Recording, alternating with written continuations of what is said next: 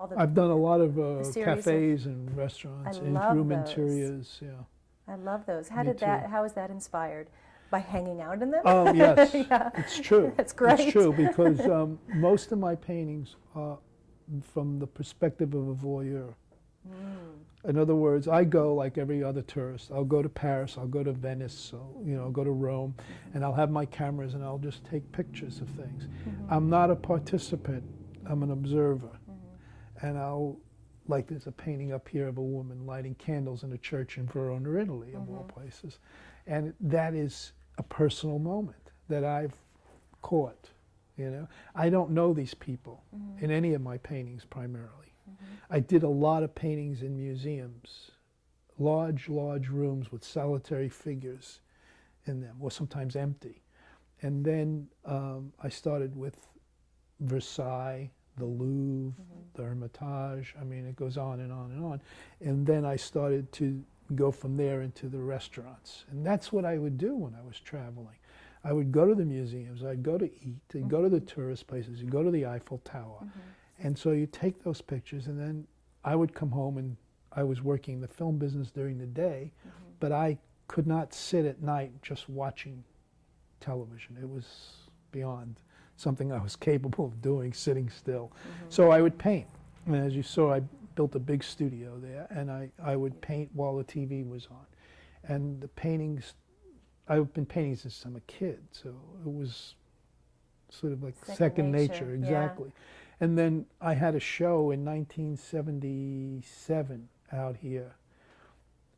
Peter Guber, who used to be the second in command at Columbia Pictures, and Neil Bogart, who used to own Buddha Records, who I did videos for. And Peter bought Lords of Flatbush from me. Oh, I didn't know They that. opened up Casablanca Records and Filmworks, and then they opened up Casablanca Artworks on La Cienega. And they gave me a big show.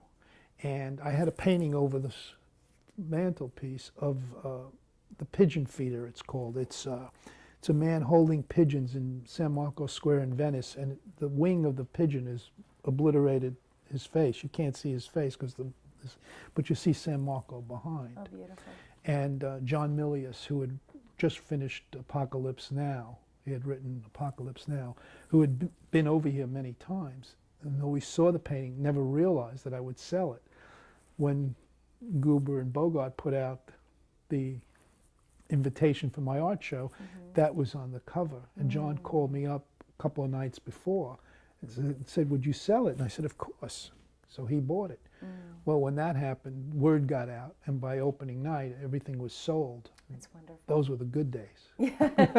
Well, it's still the good days. I love the cutouts. Can you tell me about those? I went to China in 1980 to direct a movie called The Footprints of the Pheasant in the Snow, which is the original title. It was going to be called Memories.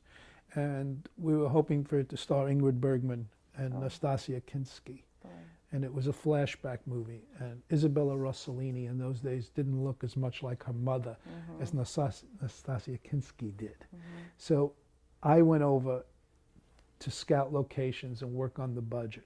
While I was there, it was announced that she was very sick, Ingrid Bergman, and the movie was canceled. I was in Beijing. I was asked to come down to Shanghai and be a guest of the Shanghai Art Council, which I said yes to, and I ended up staying as their guest. And for the next year and a half, all I did was paint China. And everyone asked me, well, what's it like? What's it like? Because my friends hadn't been there yet. And I said, it's people and bicycles. And so I did a cutout of one. Lainey Kazan is a friend. She came over, she saw the cutout, she bought it. So I did another one, someone bought that. I did another one, someone bought that. And suddenly, They're wonderful.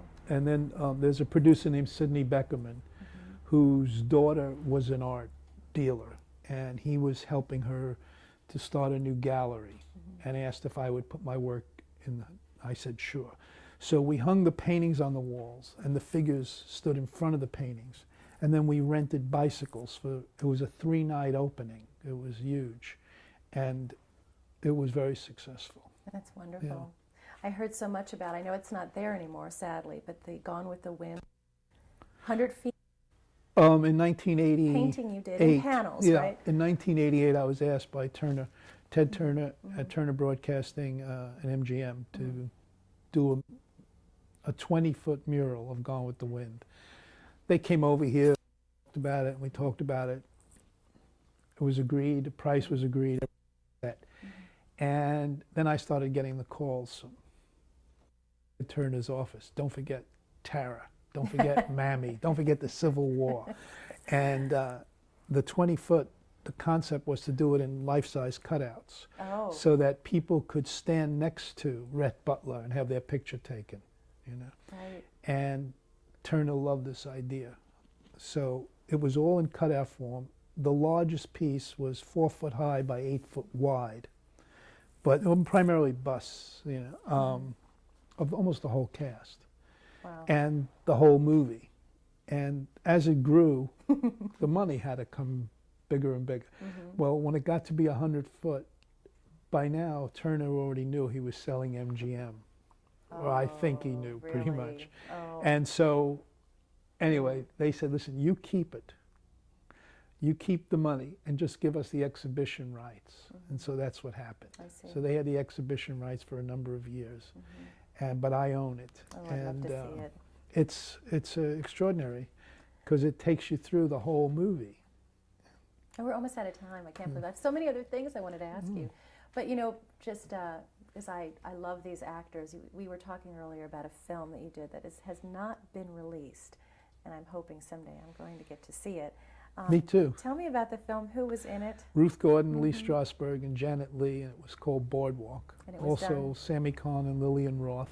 It was also done 22 years ago. 22 years It ago. was in the film festival at Cannes. Rex Reed singled it out as the raisin in the festival cake. It was one of the better movies out that year. It's not a happy movie. Steve, thanks so much for my having pleasure. us in your home. My pleasure. And, Okay. and yeah, just a wonderful life. And anything, any philosophy you want to share for all those artists looking out there that just wish they had your career? Well, I don't know. People used to say that I was the Renaissance man because I did so many things, and then I said, no. In the 2003, it's attention deficit disorder. So it's a little different. It pays off. Absolutely. Thanks, Steve.